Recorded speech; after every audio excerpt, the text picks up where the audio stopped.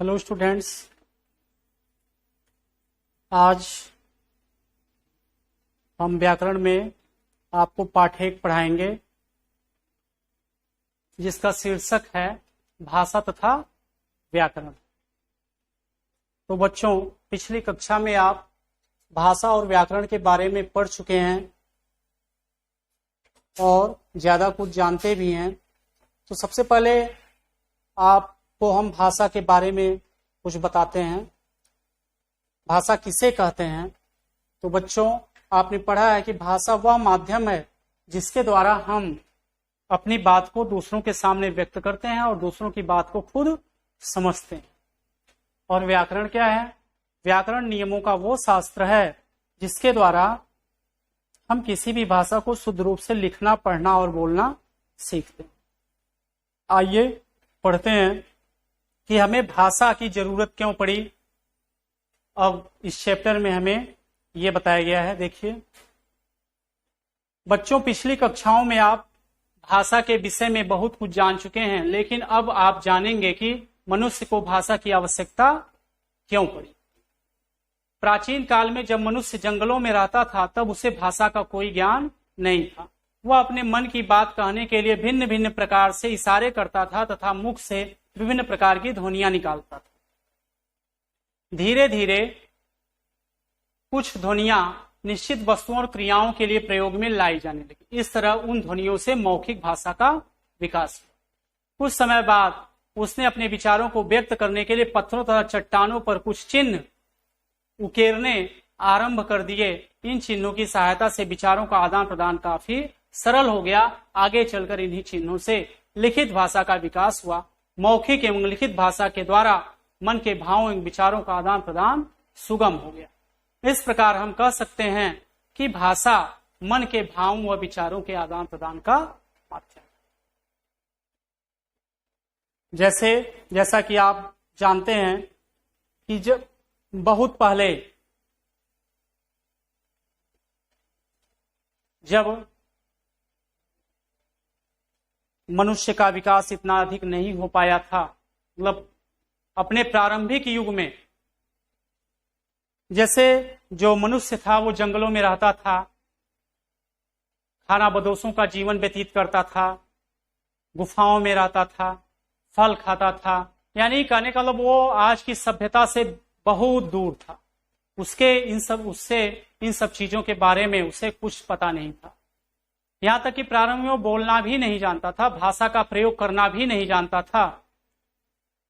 तो ऐसी कंडीशन में वो किसी विशेष वस्तु के लिए तरह तरह के इशारों का प्रयोग करता था। धीरे धीरे वो जो इशारे हुए वो किसी निश्चित वस्तु के लिए प्रचलन में आ गए। तो ये जो इशारे हुए किसी भी वस्तु को समझने के लिए, ये भाषा के मौखिक रूप। इसके बाद धीरे धीरे और विकास हुआ। उसके फलस्वरूप उसने विभिन्न वस्तुओं के लिए अलग अलग चिन्हों का प्रयोग करना शुरू कर दिया। जैसा कि फिगर में आपको यहां दिखाई दे रहा है कि ये फिगर को देखने से आपको स्पष्ट हो रहा है कि ये किसका फिगर है? सूर्य का फिगर है ना। ये जानवर का फिगर है।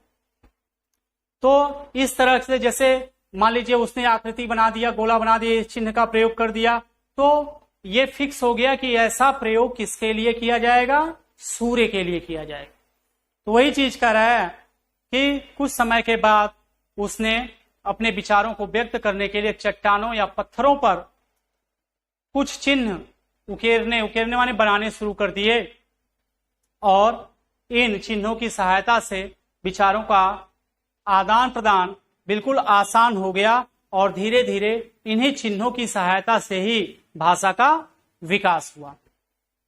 अब देखिए, भाषा, किसी भी भाषा को व्यक्त करने का 2 तरीका था। एक तो जैसे बोल करके, है ना, और दूसरा क्या? इन चित्रों के माध्यम से, है ना। तो इस आधार पर हम कह सकते हैं कि भाषा क्या है? मन के भावों और विचारों के आदान प्रदान का माध्यम है। जैसे हम अपनी बात दूसरों को तक पहुंचा सकते हैं या दूसरों के बारे में हम जान सकते हैं।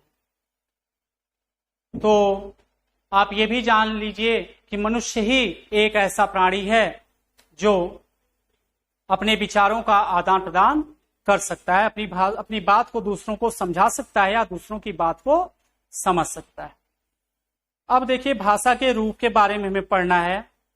तो बच्चों, भाषा के दो रूप होते हैं, मौखिक रूप तथा लिखित रूप।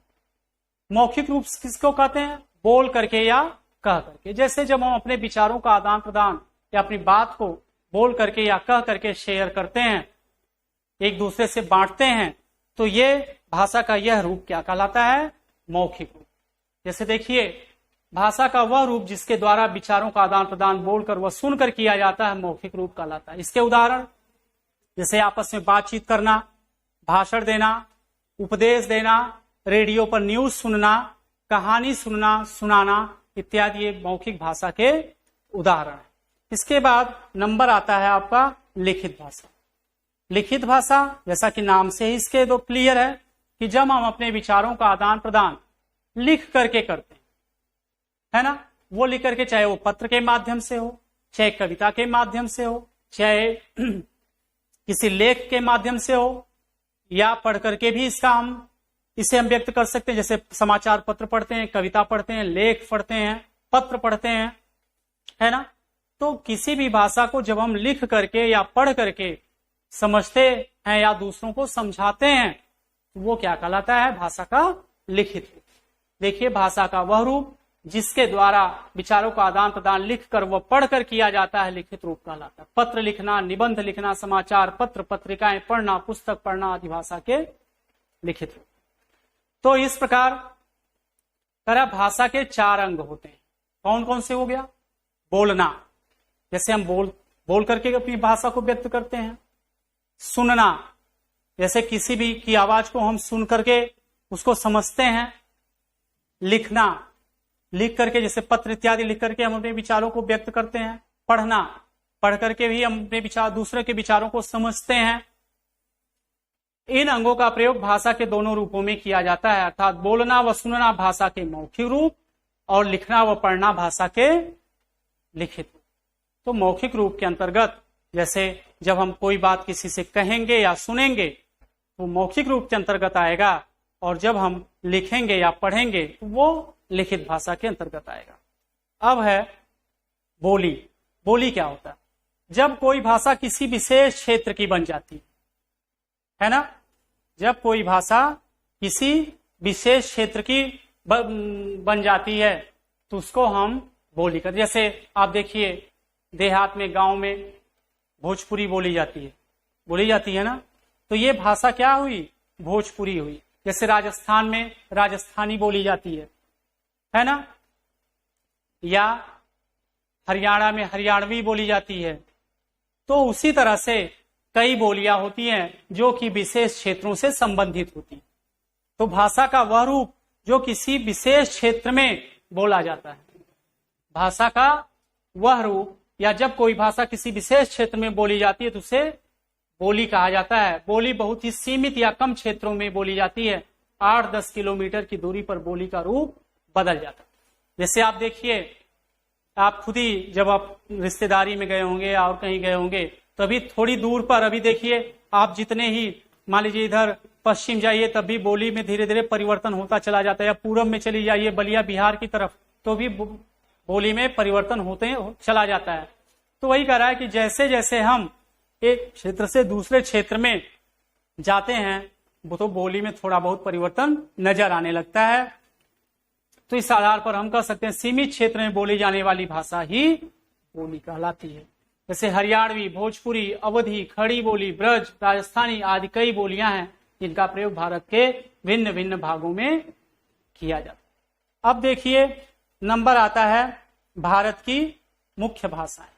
जैसे आप जानते हैं कि भारत बहुत बड़ा देश है और इसको छोटे छोटे राज्यों में बांटा गया है ना। भारत में 29 राज्य और 7 केंद्र शासित राज्य हैं, और आप देखते हैं कि ज्यादातर राज्यों की जो भाषाएं होती हैं वो अलग अलग होती हैं। है ना। जैसे आप देखिए पंजाब में पंजाबी बोली जाती है ना। बंगाल में बंगला बोली जाती है, उड़ीसा में उड़िया बोली जाती है, महाराष्ट्र में मराठी बोली जाती है।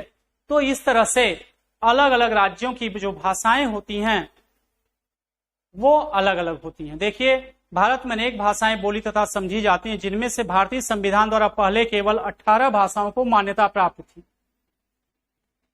परंतु इनमें 4 बोलियों को भाषा का रूप देकर जोड़ दिया गया है। वे बोलियां बोडो, डोगरी, मैथिली और कोंकणी है। इस प्रकार अब संविधान द्वारा स्वीकृत भाषाओं की संख्या 22 हो गई, जो निम्न प्रकार है।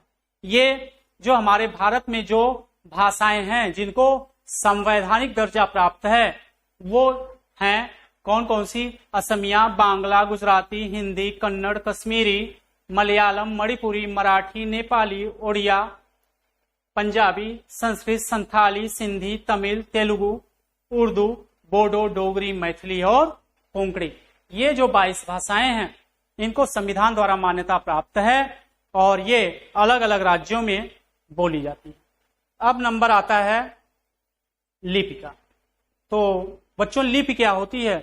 कोई भी भाषा होती है उसको एक निश्चित चिन्ह द्वारा प्रदर्शित किया जाता है, चिन्हों द्वारा लिखा जाता है। वही जो किसी भी भाषा को निश्चित चिन्हों द्वारा लिखना ही क्या कहलाता है? लिपि। जैसे आप जानते हैं हिंदी और संस्कृत को देवनागरी लिपि में लिखा जाता है। किस लिपि में? देवनागरी। पंजाबी को गुरुमुखी लिपि में लिखा जाता है, उर्दू को फारसी लिपि में लिखा जाता है, अंग्रेजी को रोमन लिपि में लिखा जाता है।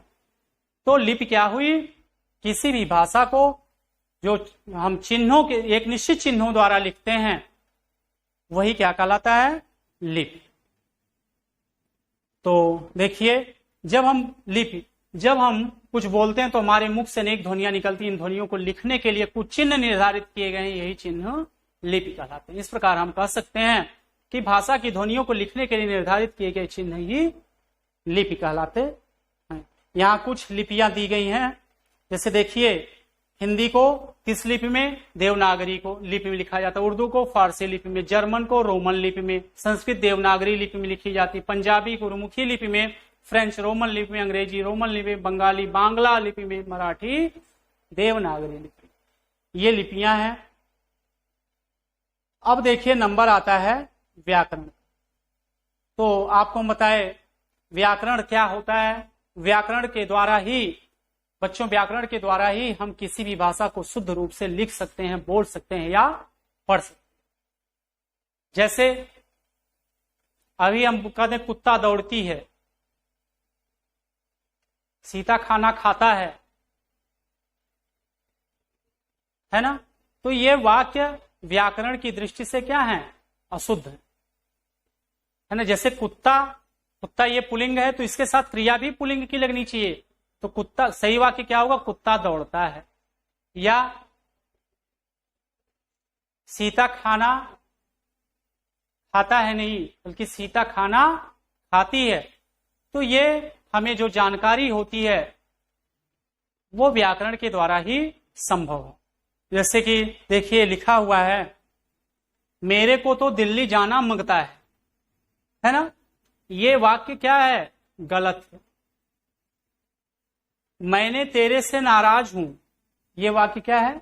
गलत है। ग्रामर के हिसाब से, व्याकरण के दृष्टि से ये वाक्य बिल्कुल गलत है। इसका सही ढंग क्या होगा, सही रूप क्या होगा, इस चीज की जानकारी हमें व्याकरण के द्वारा ही मिलती है। तो मैं तो दिल्ली जाना चाहता हूं, ये सही रूप है, और मैं तुमसे नाराज हूं, ये भी सही रूप है।